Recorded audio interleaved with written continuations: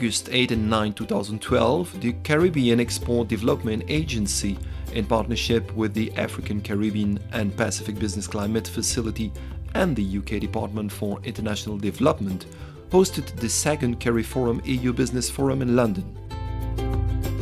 Under the theme Making the CARIFORUM-EU Economic Partnership Agreement Work, the main objectives of the Business Forum were to create awareness about this agreement and to promote business opportunities within sectors that are readily positioned to do business in the EU.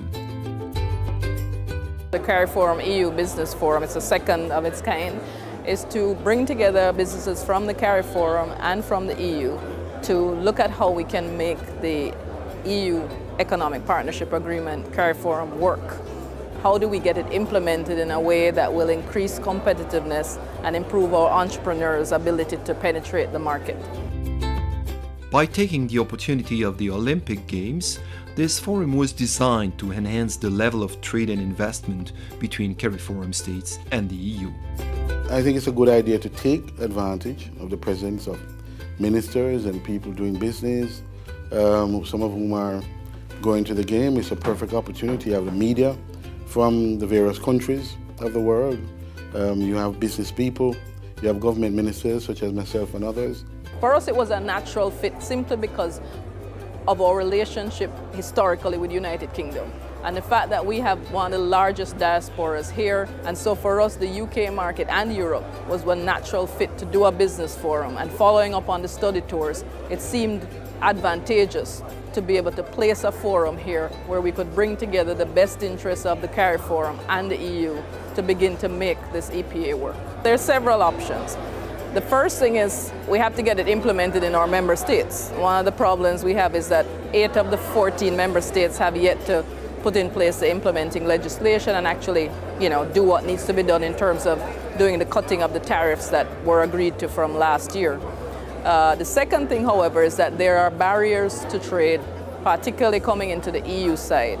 For the services, issues dealing with visas, access to the market for professional services, and then also in terms of standards and quality. The standards that the EU utilizes are to a great degree onerous for our small companies. The success of this agreement hinges on its implementation, on what it delivers in practice. This is a trade and development partnership. And for us it's very important that the agreement serves to boost growth across the region. How can it do that in concrete terms? Well, it fully opens the European market to goods from the Caribbean. It also offers Caribbean professionals the chance to supply services across the European Union. And it also commits Caribbean states to a range of trade boosting measures in everything from innovation to competition. 165 million euros over between now and 2015, of which this Caribbean export event is a part. First of all, I think for that to happen, the partnership has to be a real partnership. There has to be a quality engagement on issues that have mutual concerns to the parties. The EPA has dealt with a lot of the macro issues.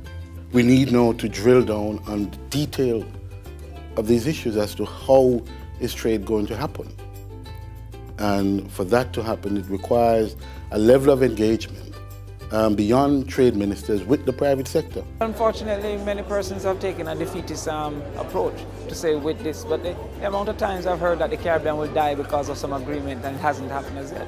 In the ideal world, we want to see where we find our competitive advantages and we trade in those. We're allowed to trade satisfactorily and efficiently without any kind of dumping. And we also want EU to find their competitive advantages and be able to trade with us. So if it is an equal ground upon which each person's capacity to produce is the one that will decide who will be consumed, then we would like to see that there.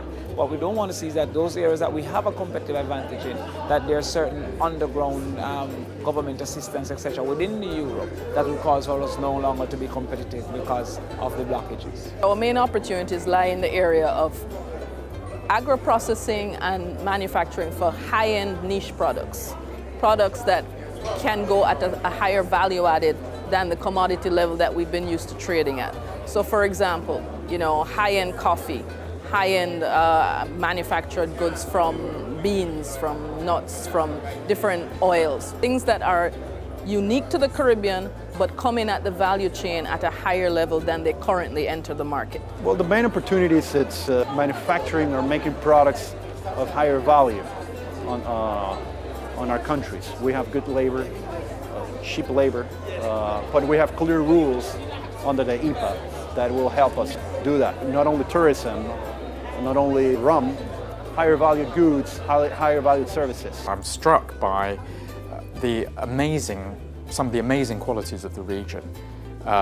They have extraordinary creativity, for which they are renowned throughout the world. I think we have a lot to bring to the table where originality and creativity on a whole is concerned. In Europe, our styles are very, not necessarily traditionally Caribbean based, but we mix a lot of our traditional ideas with modern day styles. To me, the strength is in the creativity and talent of our people. The young people that are coming through now are entrepreneurial, and they see things in a different way than the older, sort of more hidebound companies in the Caribbean. I think there's a lot of young blood and a lot of new creativity out there. I think we can do a lot with digital marketing that we're not doing. I think young people just will break through some of the barriers that maybe the more traditional minded people will not. So I'm optimistic. We have to deal with the micro issues that make trade happen. Trade isn't a theoretical idea. It's very detailed. It's about details. It's about whether the ship arrives in the port on time, what are the conditions for importing products into Spain, France, the UK, what is the distribution network for distributing these goods, and can my people access? The major weaknesses tend to be in the form of, one, the infrastructure to produce. We don't have the kind of standards and quality arrangements that we ought to have, and so we tend to meet barriers when we try to export because we haven't lived up to the SPS requirements of the export market.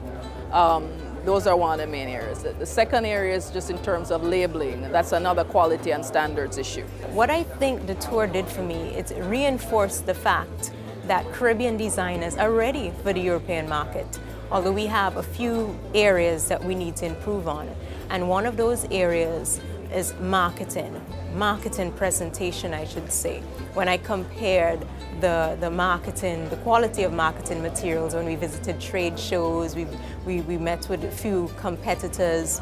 I think we need to work on the area where marketing presentation is concerned. So that's one area we have already gotten together, and that was a great benefit for us. It brought us together as Caribbean people because we're from different islands, so we don't always get the chance to meet each other. So it brought us together as Caribbean people to discuss our success stories, which we found a lot of, and even within Caribbean you don't get to talk to each other to hear these stories, and also our challenges and to come up with solutions.